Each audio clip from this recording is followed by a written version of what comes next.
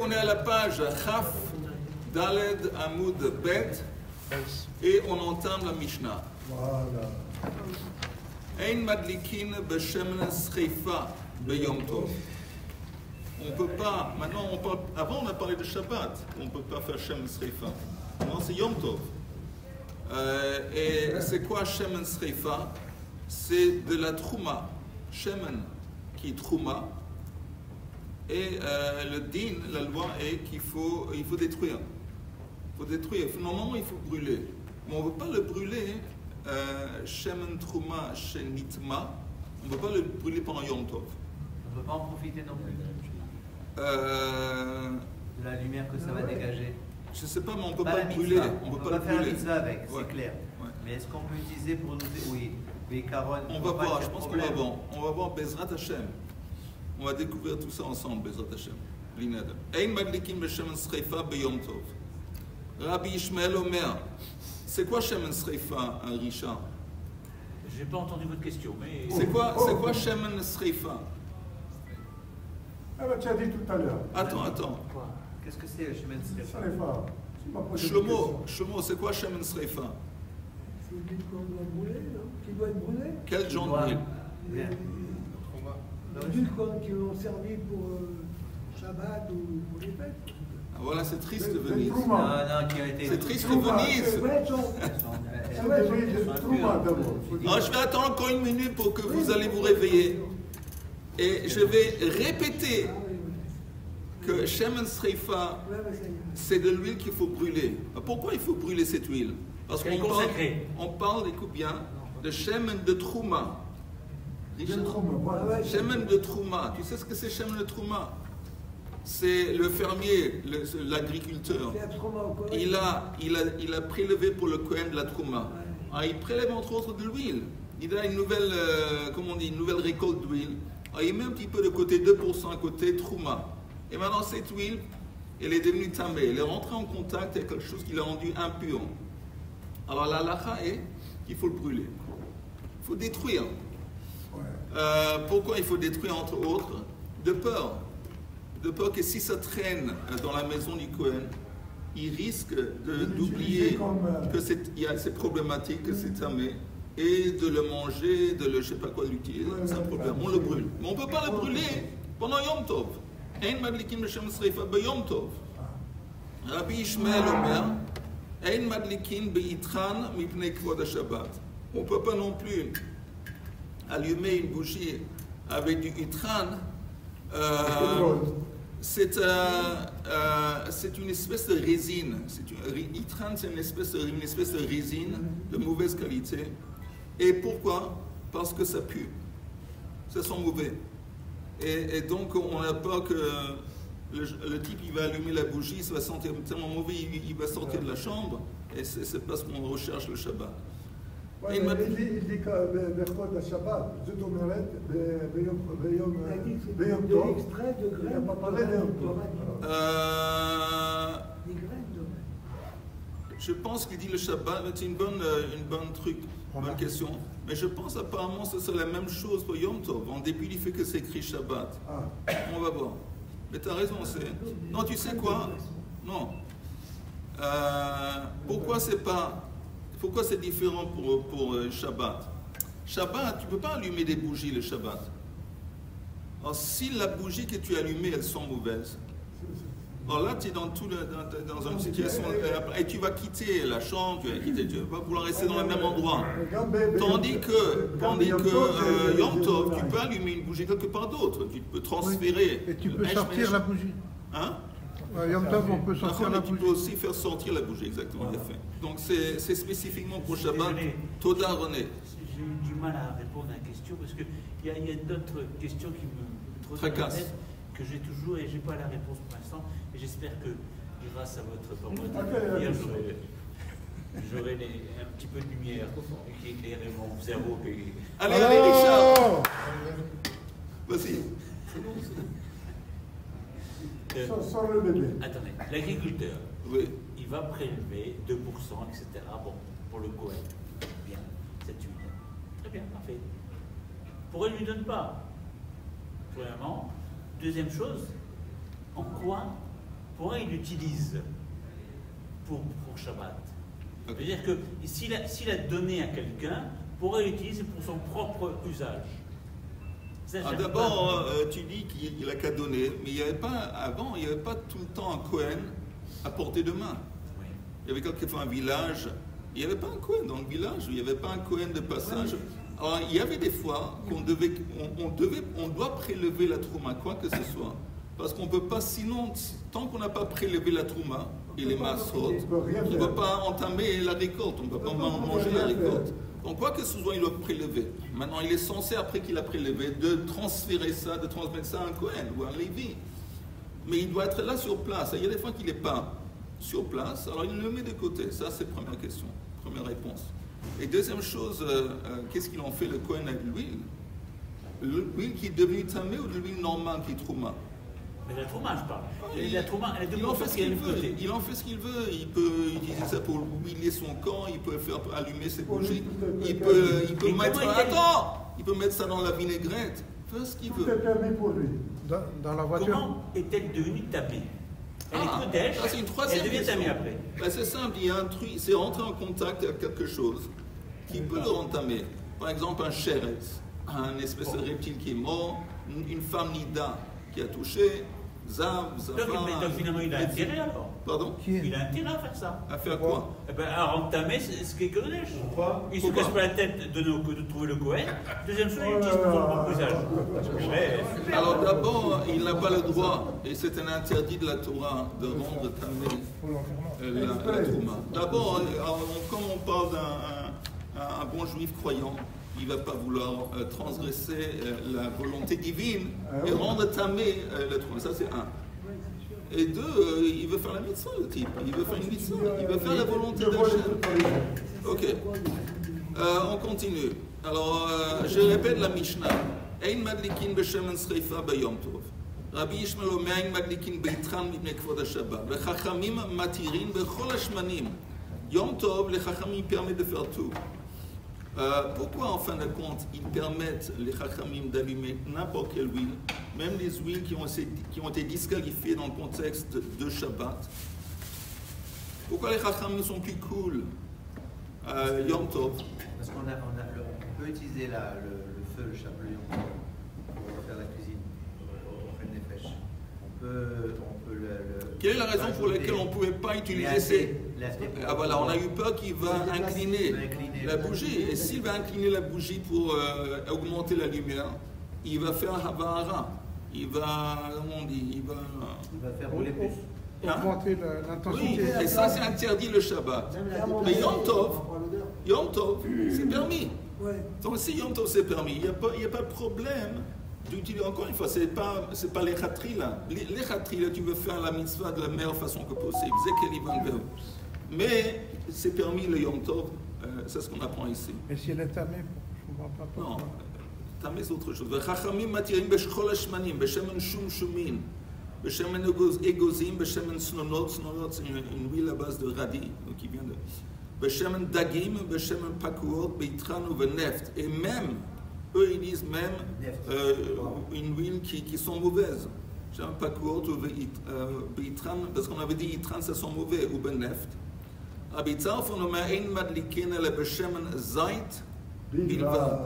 Et je pense que lui, tout le monde est d'accord que shemen zait c'est mitzvah min hamufra, que l'huile d'olive c'est le top, c'est l'idéal, parce que ça c'est absorbé par la mèche de la meilleure façon, parce que la lumière elle est plus claire.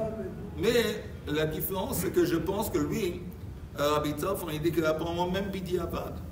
Il dit qu'il invalide toutes les huiles à part l'huile d'olive peut-être. Ok, parce que les autres chachamim, tout le monde serait d'accord avec ce qu'il dit, que l'idéal c'est shemen zait. Ok, ça c'est la Mishnah. Et maintenant...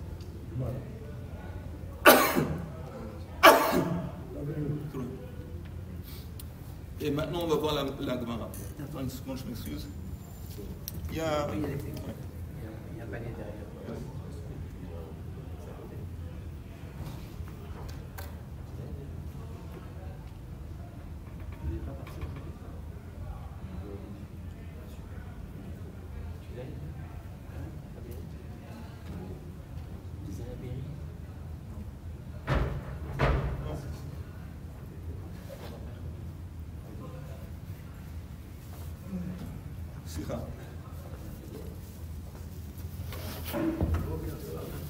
La Gemara demande, Bokoto Eli,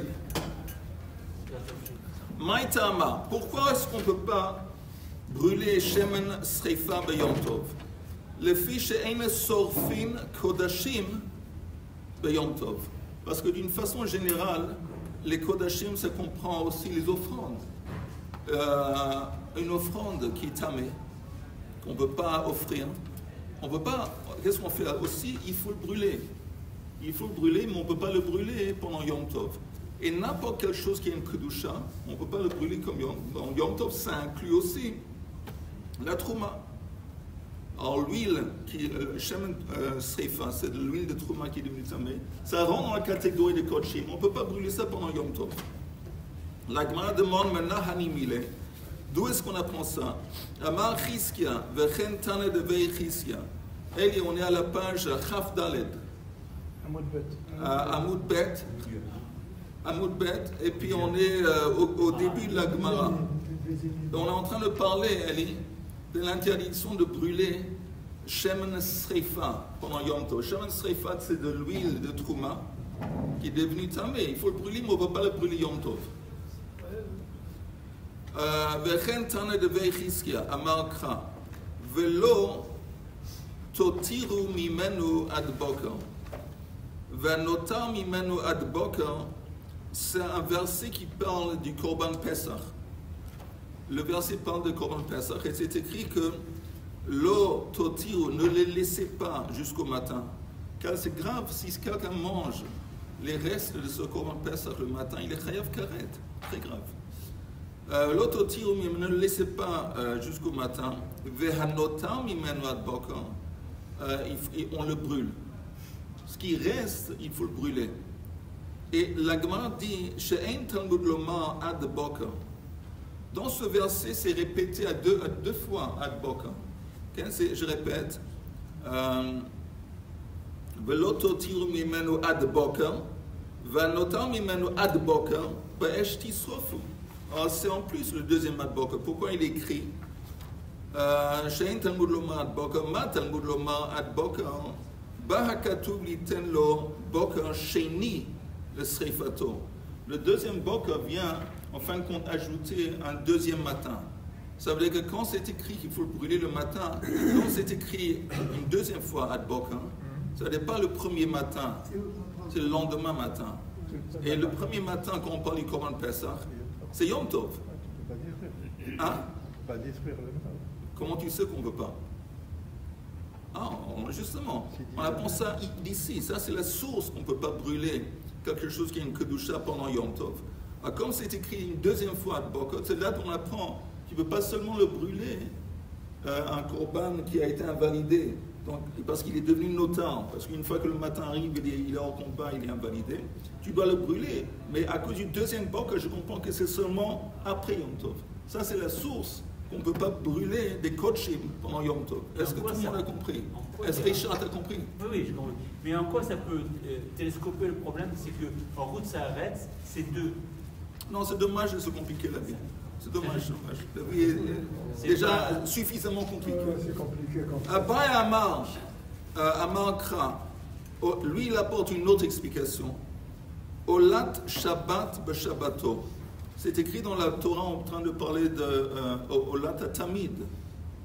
On offre une Ola, le Tamid, chaque jour, y compris Olat Shabbat B'Shabbato. Ici, peut-être c'est le Korban Moussaf, Olat Shabbat B'Shabbato. Mais comme il y a une précision qu'on fait ici, le Olat Shabbat, on peut l'offrir le Shabbat. Velo Olat Chol B'Shabbat. Mais on ne peut pas offrir la Ola d'un jour de vendredi pendant le Shabbat. Ça veut dire que si par exemple Ola Tatamid de Ben Ha'arbaim de l'après-midi, il est Chol. S'il y a des restes, normalement quand il y a des restes d'une offrande, on a le droit pendant la nuit de le faire brûler sur le misber. Mais ici, comme la Torah, on se base, comme en fin de compte, c'est pas lié à Shabbat. Et quand on brûle, on fait une melacha pendant Shabbat. Une melacha pendant Shabbat, c'est permis seulement pour le service de Shabbat. Mais ici, on parle d'une offrande du vendredi. Donc, le fait que c'est écrit Olat Shabbat Beshabbato, ça exclut Olat Chol Beshabbat. Velo Olat Chol Beyom Tov. Et de la même façon, on ne peut pas non plus, dans la même situation, on ne veut pas offrir une Olat de Chol pendant Yom Tov. Et à plus forte raison, on ne peut pas non plus offrir Trouma qui est devenu Tamé. On ne peut pas le brûler, on ne peut pas le brûler. Ici, on parle de faire une mitzvah. Ça fait partie de faire une mitzvah, de brûler la Ola, les restes de la Ola du jour précédent de Chol. Et néanmoins, on ne peut pas le faire. Ici, quand on parle de quelque chose qui est tamé, ça a déjà perdu sa kedusha. À plus forte raison, tu ne peux pas le faire pendant un Shabbat ou Yom Tov. Regardez juste le Rashi. On a vu déjà que la Trouma, quand elle passe sous là, on ne peut pas la toucher, ni la brûler, ni la toucher. Oui, tu as raison. Dans un coin, oui, parce que, comme tu as dit, une Trouma qui est devenue tamée, en fin de compte, à partir de ce moment, elle est inutilisable. Comme elle est, on ne veut même pas le bouger, comme tu dis. Rashi, il y a un petit Rashi qui dit Olat Chol, Kegon Eivarei Tamid, comme les morceaux, les membres de l'offrande du Tamid de Erev Yom Tov, Shelo Hukteru Mibod Yom, qui n'ont pas été encore brûlés. Ein Ma'alin Otam Mishecha Shecha. On ne peut pas les mettre sur l'autel pendant, après la tombée de la nuit. Mais Kol Sheken, a plus forte raison, Kodashim Psulim, Losarfin, plus forte raison, des Kodashim qui sont invalidés. Parce qu'ils sont peut-être tamés, parce qu'ils sont un moum, à plus forte raison qu'on ne peut pas. Okay? Donc ça, c'est une autre source qui fait qu'on ne peut pas brûler des coachings pendant Yom Tov. Et si on les a mis avant Yom Tov et qui continuent à brûler? Ça va. Ça va. Parce que tu n'es pas en train de faire un acte de brûler. L'acte de brûler, il a déjà été fait la veille. Ça, c'est pas de problème. C'est pour ça que, par exemple, brûler une bougie de Shemen Srifa, je dis bien apparemment, la veille de Yom Tov ou la veille de Shabbat, ça devrait être permis. Je dis bien ça devrait être permis. Pourquoi? Parce que tu ne brûles pas ça pendant Yom Tov. Mais on a dit que la veille de Shabbat, tu ne peux pas. Pourquoi la veille de Shabbat, tu ne peux pas allumer une bougie de Shemen Srifa? De peur qu'il y a un scénario que la veille de Shabbat, c'est Yom Tov. Et la veille de Yom Tov, qu'est-ce qui se passe? Pourquoi tu ne peux pas? On va voir. Parce que c'est un Yom Chol. On va voir. Rav Amar Kra, Hu levado ya'aseh lachem. Il se base sur le verset qui parle pendant Pesach, d'une façon générale pendant le Chag, que c'est seulement ça que vous pouvez faire, que vous êtes autorisé de faire. C'est quoi? C'est seulement ça que vous êtes autorisé de faire. Une melacha qui est liée avec la préparation de la nourriture. Ochen nefesh. Ça, c'est la source de Ochen nefesh. Hu levado ya'aseh lachem. Yom Tov. De Pesach, d'une façon tous les Yom Tov. Or, il y a une dracha. Hu, c'est quoi le mot hu? C'est une spécification. Ça, velo marchirin. Seulement la nourriture, une préparation, quand tu fais un acte de préparation qui cible la nourriture elle-même, mais pas les outils, et pas les kélim dont tu vas avoir besoin pour préparer. Par exemple, tu ne veux pas aiguiser la lame d'un couteau pendant Yom Tov, parce que le couteau il s'appelle marchirei, or nefesh. Le mot hu, c'est seulement la préparation de la nourriture est permise pendant Yom Tov. Mais comment on dit les choses... Ustensiles. Hein? Périphériques. Oui, périphériques. Les choses périphériques, comme les ustensiles, préparation des ustensiles, ça c'est interdit. Velo marchirin. Le mot levado, velo mila, shelo bizmana. Ça veut dire que tu ne peux pas faire une brit mila qui a été repoussée pendant ni Shabbat et ni Yom Tov. On aurait pu penser qu'on pourrait, en se basant sur un Kal Vachomer. On va voir très vite, en parenthèse, le Kal Vachomer dans le Rashi. Regardez le dernier Rashi. On ne peut pas utiliser les ustensiles pour la Brit Mila. Bien sûr qu'on peut. Attends, non. Les ustensiles, on va fermer le dossier des ustensiles. À part ça, le mot levado, seulement ça, en parlant encore une fois de la nourriture, qu'on peut faire un acte de préparation de nourriture dans Yom Tov, seulement ça, et pas un autre acte de Brit Mila. Brit Mila qui a été repoussé. Qui a été repoussé, ce n'est pas le 8e jour. Regardez juste le Rashi. Le dernier Rashi de la page, assez long. Le Vado. Rashi dit, vous savez, même le Rashi précédent, vous voyez, Marchirin, le mot Marchirin. Marchiré à Ochel, que gon la asot shipud, une brochette. Vesakin, vetsano, vekiraim. Réparer, je ne sais pas, un couteau ou le four, tout ça c'est interdit. Le mot levado, Rachid dit le maout et mila shelo bismana. Le mila qui a été repoussé, de l'odach Shabbat b'Yom Tov. Elle ne va pas repousser ni Shabbat ni Yom Tov. C'est-à-dire tu ne peux pas le faire pendant ni Shabbat ni Yom Tov. Si on n'avait pas ce verset, le vado, s'il n'était pas là, on aurait pu penser que oui, on aurait le droit de le faire à travers un raisonnement d'un Kal Vachomer. Et maintenant, Rashi nous présente le Kal Vachomer. De Tidrei Bepeg Rabbi Eliezer, de Hachitanya Hatam, Uma Tsarat Shedocha Avoda. Tsarat, c'est la plaie. La lèpre. Hein, la lèpre, oui, mais c'est la lèpre de la Torah. Quelqu'un qui a Tsarat, il ne peut pas faire, ça repousse le service dans le temple. Tu dis, ben oui, pourquoi? C'est pas évident. Mais s'il a Tsarat, il ne peut pas. Ça repousse. Donc on voit que Tsarat, c'est plus costaud, c'est plus dur que Avoda parce que ça repousse. Vavoda, Dochat Shabbat. Et nous, on sait que le service dans le temple, ça repousse le Shabbat.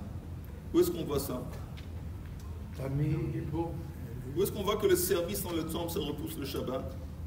On fait du feu. Oui, parce qu'on brûle des offrandes. Et en dépit du fait que c'est un acte interdit, le Shabbat, on a le droit de le faire pour le service du Shabbat.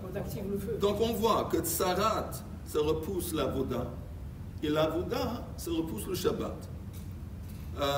Mila, chez l'Obizmana, donc Brit Mila, en dépit du fait que ça a été repoussé, Docha Ota, elle devrait avoir la force de repousser le Shabbat. De Hachitanya Hatam. Parce que c'est comme ça que ça a été enseigné dans une braïte là-bas. Mila docha et tsarat, ben bismana, ben shelo bismana. La mila, ça repousse le tsarat. Qu'est-ce que ça veut dire que la mila, ça repousse le tsarat? Ça veut dire qu'on que s'il y a, même s'il a tsarat. Oui, s'il y a un bouton, comment on dit, une tache de tsarat, c'est écrit dans la Torah, on ne peut pas l'enlever. On ne peut pas prendre un couteau, enlever pour essayer d'éplucher cette tache de tsarat. On n'a pas le droit. Mais si théoriquement c'était sur le brit, on a le droit de faire brit mila. On a le droit de faire brit mila en dépit du fait que quand il va couper, il va enlever le tsarat. Donc on voit que brit mila, même quand c'est pas dans son temps, même quand c'est pas le 8e jour, ça repousse tsarat. Docha et tsarat, ben bismana, ben shelo bismana. Veyalif la mikrai. Shabbat, donc Shabbat, shenitret mipnei avoda.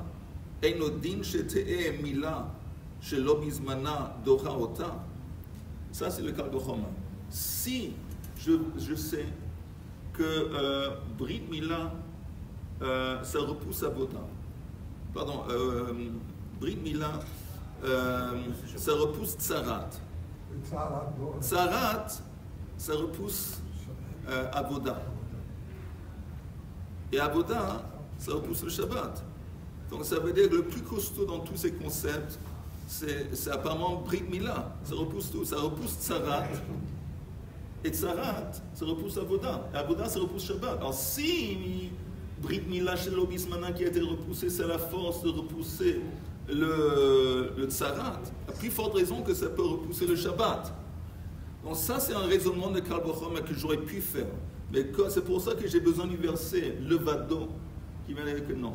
Seulement la préparation de la nourriture est permise pendant le jour de fête, Yom Tov, et ça vient exclure la possibilité de faire Brit Mila chez l'Obizmano pendant Yom Tov. Parce que si ce n'était pas écrit, j'aurais appris à travers un Kal Vachomer que c'était permis. On a le droit ou on n'a pas le droit? On a le droit. Oui. parce que le Chol HaMoed, il n'y a pas de Issur Melacha.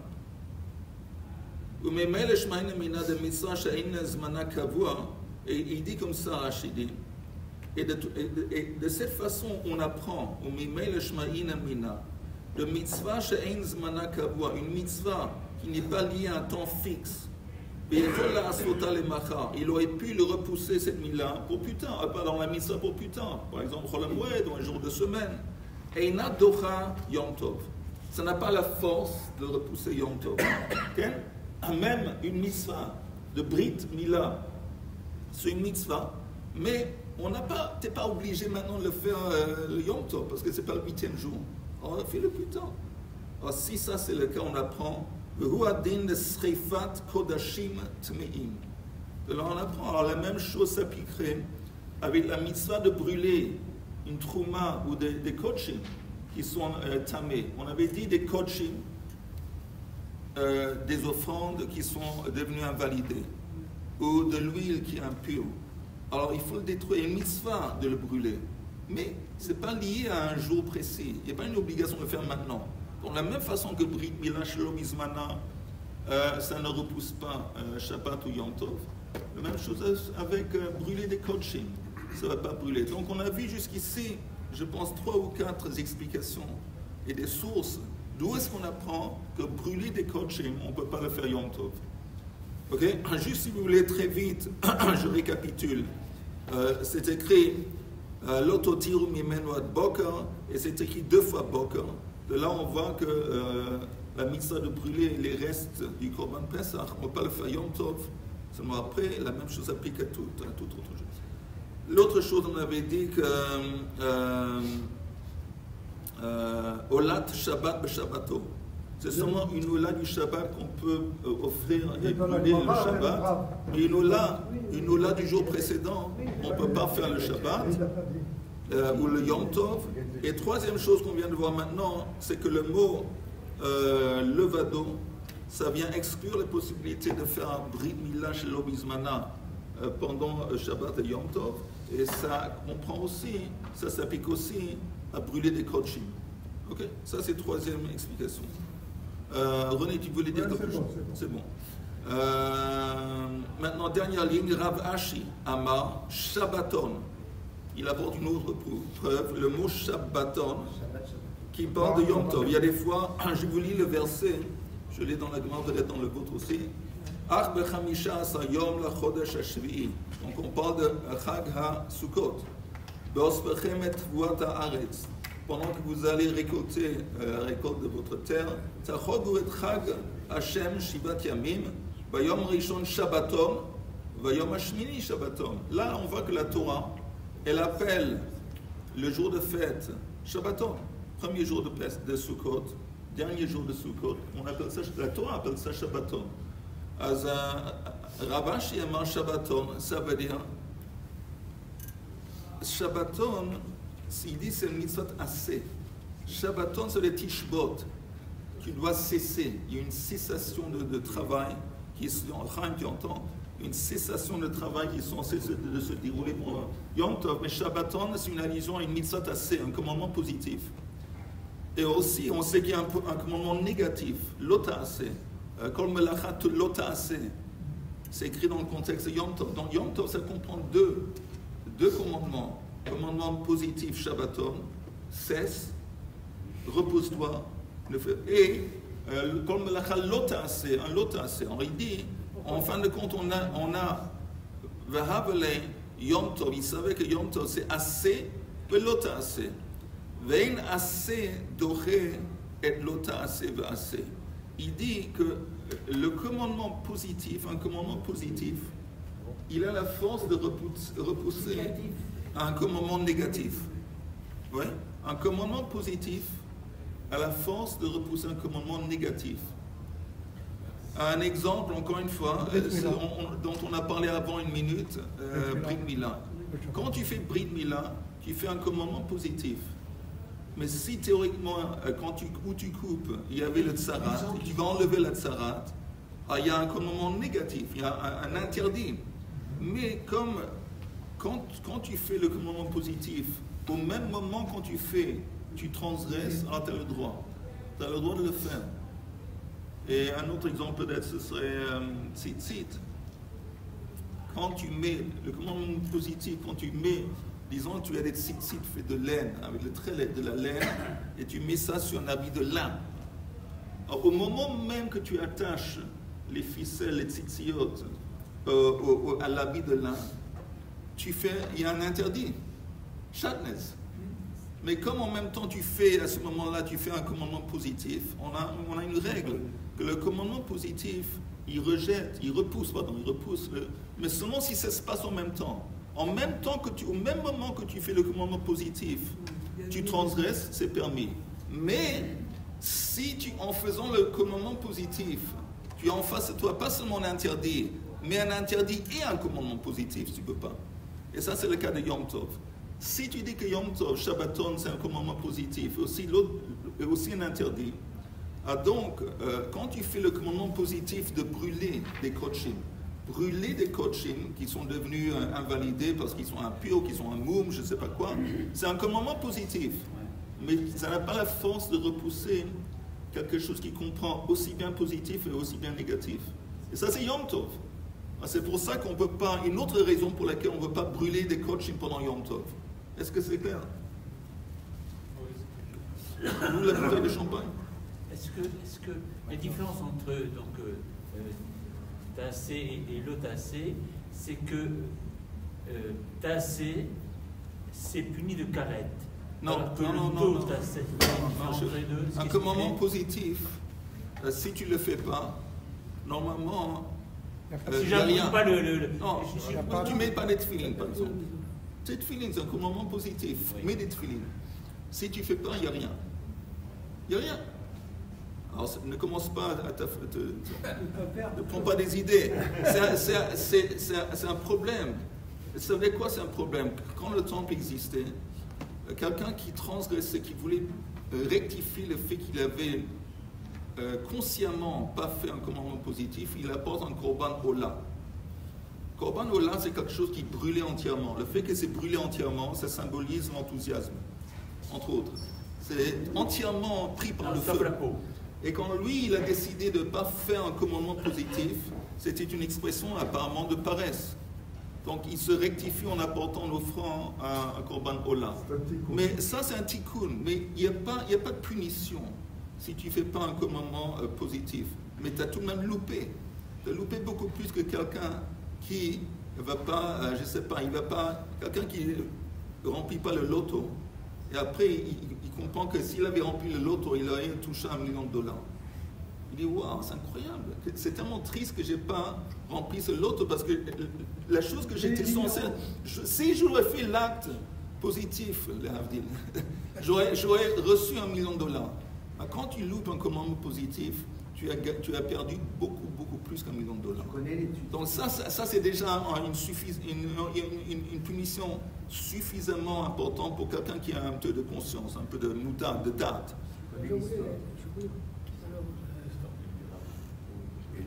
Oui. Parce que le mot Shabbaton, Shabbaton, il dit c'est quoi Shabbaton? Quand la Torah appelle Yom Tov Shabbaton, quel est l'intérêt de ce terme? Qu'est-ce qu'il exprime Shabbaton? Tishbot. Ça veut dire repose-toi, c'est le cas repose-toi, ne fais pas, cesse de faire des melachot. Mais ça c'est tous les Shabbats. Non. On ne dit pas Shabbat à tous les Shabbats, Shabbat. Shabbat, Shabbaton, c'est un cas particulier. Donc on fait beaucoup de choses comme ça. On ne dit pas ça tous les Shabbats. Non. Quand on arrive tous les Shabbats de l'année, on dit c'est Shabbat. Shabbat aussi, entre parenthèses, Shabbat c'est aussi ça, c'est deux éléments. Que quand tu profanes le Shabbat, il s'avère que tu as profané aussi bien un commandement négatif, c'est aussi un commandement positif. Mais ici on parle de Yom Tov, pas de Shabbat. On t'a dit que la Torah appelle Yom Tov Shabbaton. Shabbaton, une fois c'est sûr. Shabbaton, ça veut dire un commandement positif. En plus, et c'est pour ça que brûler des côtes chez mon épi du fait que c'est une mitzvah, ça n'a pas la force de repousser Yom Tov. On continue. Tu connais petite histoire de quelqu'un qui a gagné au loto, qui ne sait pas qu'il a gagné au loto, le fils il s'aperçoit qu'il a gagné au loto, Alors sa mère, il dit maman, il a gagné 100 millions de dollars. Comment on fait? Comment le dire à papa? Il va tomber. C'est pas possible, comment on fait? Il dit, il faut parler avec le rab. Va voir le rab. Alors le rab, il explique la situation, il dit bon, moi je vais lui parler. D'accord. Il le prend à part, il commence à le préparer, il lui parle, il l'invite à manger tout ça, et puis il lui dit bon, écoute, si tu gagnes demain 100 millions de dollars. C'est long l'histoire. Non, c'est plus. Qu'est-ce que tu fais si tu gagnes 100 millions de dollars? Elle dit moi, la moitié je la donne à la yeshiva. Le rab il a pris une crise cardiaque. Allez,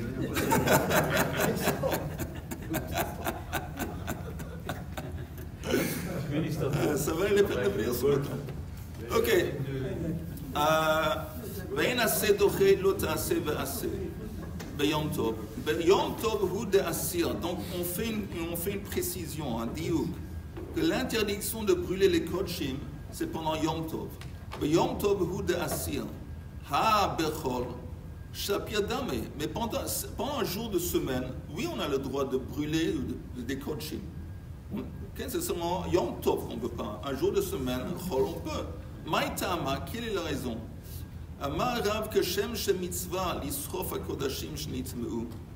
De la même façon qu'il y a une mitzvah de brûler des offrandes qui sont devenues impures.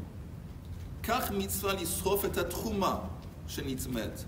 Alors il y a également une mitzvah de brûler la trouma qui est devenue impure. C'est la même, ça rentre dans la même catégorie. Ve'amra Torah b'shat bi'ura tehene mimena. Au moment que tu détruis, tu peux en profiter. Au moment que tu détruis, normalement, disons la trouma, quand tu brûles cette trouma qui est devenue impure, tu peux la brûler dans ta bougie. Et tu peux la mettre dans le, je sais pas, pour alimenter un feu ou quelque chose. En dépit du fait que tu profites de l'acte de destruction de la trouma tmea, c'est permis. D'où est-ce qu'on apprend ça? Heichan amra Torah. Il y a une contradiction. Il y a 2 pages, on a dit que la trauma, on ne doit pas la toucher quand elle est devenue samée. Et ici, on dit qu'on peut la brûler. Oui. On peut la toucher si on peut la brûler. Attends, oui, Eli, on parle d'un jour de chol. Un jour de chol. Non, attends, non, on ne peut pas toucher la trouma qui est tmea seulement pendant Yom Tov ou Shabbat, parce qu'elle c'est comme une pierre, elle est inutilisable. Donc c'est mox. Ici on parle de chol. Un jour de semaine, c'est chol, il n'y a pas de problème. Alors là, pas seulement là, c'est une mitzvah de le brûler, comme les kodshim, mais en plus tu peux profiter de la lumière dans les mots et puis on finit. Torah b'shat bi'ura, pendant que tu élimines, détruis, tehene mimena, tu peux en profiter. Heichan amra Torah, où est-ce que la Torah dit ça? Mais de Rav Nachman, de Amar Rav Nachman, selon l'enseignement de Rav Nachman, Amar Rab Bar Avua Amar Kra. C'est écrit dans la Torah en parlant de Trouma. Va'ani hine natati lecha et mishmeret trumotai. Je t'ai livré la garde de mes trumot au pluriel. Beshtei trumot akatug medaber. Apparemment le verset parle de 2 trumot. Alors c'est quoi les 2 trumot? Il y en a seulement une. Achat truma tehora, ve'achat truma tmea. Que quand la Torah dit, Akadosh Baruch Hu dit que je te donne à Monsieur Cohen, hinei natati lecha et mishmeret trumotai, c'est une allusion au fait qu'il lui a donné pas seulement la trouma qui est bonne, qui est pure pour la manger, pour la consommer, mais aussi même la trouma qui est impure. Alors, pourquoi faire? Pour en profiter. Ve'amar achmana lecha, natati lecha, shelcha te'e. Donc c'est à toi, la sika tachat tavshilcha. Par exemple, tu peux le prendre et tu peux le mettre sous ta marmite pour chauffer la marmite. Alors tu es en train, quand tu le mets dans le feu, de détruire. Mais pendant que tu es en train de détruire, tu as le droit d'en profiter. Alors c'est de là on apprend qu'on a le droit. Le Kohen ou... Le Kohen, parce que c'est à lui. C'est à lui. Quand c'est écrit dans la Torah, d'accord, j'ai compris le pasuk. Mais la personne qui brûle la trouma, Kohen. Ça doit être le Kohen. Oui. D'abord, on donne au Kohen la trouma, on lui dit que c'est tamé. Oui. Et c'est toi qui dois la brûler, c'est pas moi qui dois la brûler. Oui. Quelque part, même si elle est tamée, on lui donne ça sonne. Il me semble que oui. Mais je peux toujours vérifier pour être sûr que c'est vrai, mais il me semble que oui. On donne au Kohen la trouma, c'est pas important s'il est tamé ou pas, c'est à lui. Et la preuve, parce qu'une trouma, ça a une valeur. Ça a une valeur parce qu'il peut l'utiliser, il peut en profiter. Il doit le détruire, mais pendant qu'il est détruit, ça a une valeur. En tant que bougie, en tant que truc pour alimenter son feu. C'est de la valeur qui appartient au Kohen, il doit le donner au Kohen. Et je ne suis pas obligé de lui donner, parce que ma trouma elle est tméa, je ne suis pas obligé de lui donner aussi de la trouma tehora. C'est-à-dire lui donner de la trouma tméa. Je vais vérifier ce point. Bineda, vous m'avez donné des devoirs. Elle est invalidée. Oui, elle est invalidée, mais comme elle appartient, on vient de lire dans le verset. Je t'ai donné, c'est un Kadosh qui dit au Kohen, je t'ai donné, je t'ai livré mes trumot, au pluriel. Alors ça veut dire que la trouma lui appartient qu'elle soit pure ou qu'elle soit impure. Ça appartient au Kohen. C'est le haussaire du Kohen, il peut peut-être faire ce qu'il est. Oui, parce que c'est qu'il il demande si à la maison il a un serviteur qui n'est pas Kohen. Est-ce que le serviteur peut allumer? Et je dis, il me semble que oui, parce que il est baptême Kohen. C'est une continuation, une extension du Kohen. Oui, il me semble, mais ça aussi il faut vérifier. Ça contredit ça. Ça veut dire qu'on peut donner une trouma impure au Kohen? Encore une fois, comme je ne suis pas 100% sûr, je vous prie d'abord de m'excuser du fait que je ne suis pas 100% sûr d'abord. Et deuxièmement, je vais essayer de vérifier. Je vais vérifier ça jusqu'à quand on se rencontre la prochaine fois. Parce qu'il y a deux possibilités. Est-ce que la trouma est devenue impure quand elle était déjà dans la maison du Kohen? Oui, ça, il n'y a pas de question. Que quoi? Ça, c'est sûr qu'il n'y a pas de question, que si c'est chez lui, il n'y a pas de problème, il en profite. La question est que si c'est devenu impur avant que ça ait été donné au Kohen, est-ce qu'il y a tout de même une obligation du fermier de lui livrer de la trouma qui est impure? Et si ça le rend quitte de... Je veux vérifier. Mais le fait que je ne sais pas la réponse, vous gardez ça entre vous, entre nous. Logiquement, attends, moi j'ai pas enregistré. T'as vu, il me donne... Logiquement, il ne devrait pas pouvoir le donner, parce que ça risque de porter à confusion pour le Kohen. Si se retrouve avec les deux... C'est l'ifnei hiver le titan mirchor. Oui, mais s'il lui dit, il va le bien annoncer. Maintenant, j'avais la question. Mais comment ça se fait qu'on va attendre trop longtemps pour lui donner la trouma? Pourquoi Non, écoute, s'il n'y a pas un Kohen à portée de main, qu'est-ce qu'il fait le type? Il a prélevé la trouma, non? Il a la trouma dans... Qu'est-ce qu'il en fait? Les Kohanim, ils ne cherchent pas... Oui, les Kohanim. C'est pas autour des... Oui, mais en attendant, c'est possible qu'il n'y a pas un Kohen dans les parages. Alors il met de côté jusque... Il rencontre un Kohen. Ça a changé. Hein. La question que je voulais poser... Oui. Je lève la main, mais j'étais trop poli aujourd'hui. Pardon. Il n'y a pas de mal, non, c'est parce que tout le monde a parlé. Simplement, je voulais savoir que par rapport... Normalement, ça devrait être interdit, le fait de pouvoir utiliser ça, de tirer un gain de ça. On a vu que, par exemple, pour la veille de Pessah, quand on a passé l'heure de brûler le Hametz, après on ne peut pas le donner, même pas à un chien. Il faut le jeter, il faut le brûler, il faut le mettre à la poubelle. Au Hametz. Alors pourquoi pour le Hametz, je ne dois surtout pas en tirer un profit, le donner à un voisin qui va me dire... C'est différent. Mais pourquoi? Parce que Kadosh Baruch Hu l'a dit. Oui, d'accord. Non, c'est tout. Parce que Kadosh Baruch Hu décider. Après 120 ans, tu vas taper à la porte en bas, après 120 ans, et tu vas demander à Kadosh Baruch Hu pourquoi alors maintenant que tu as compris ça, ma question... Ah, c'était la question avant. Non, mais c'est maintenant que tu as compris ça. Pourquoi ici, il n'y aurait pas de problème pour le Kohen d'utiliser cette huile qui a été déjà condamnée, considérée comme... Il peut l'utiliser. On vient de dire que le Kohen peut l'utiliser. Donc ça fait différent. Ça fait différent. D'accord.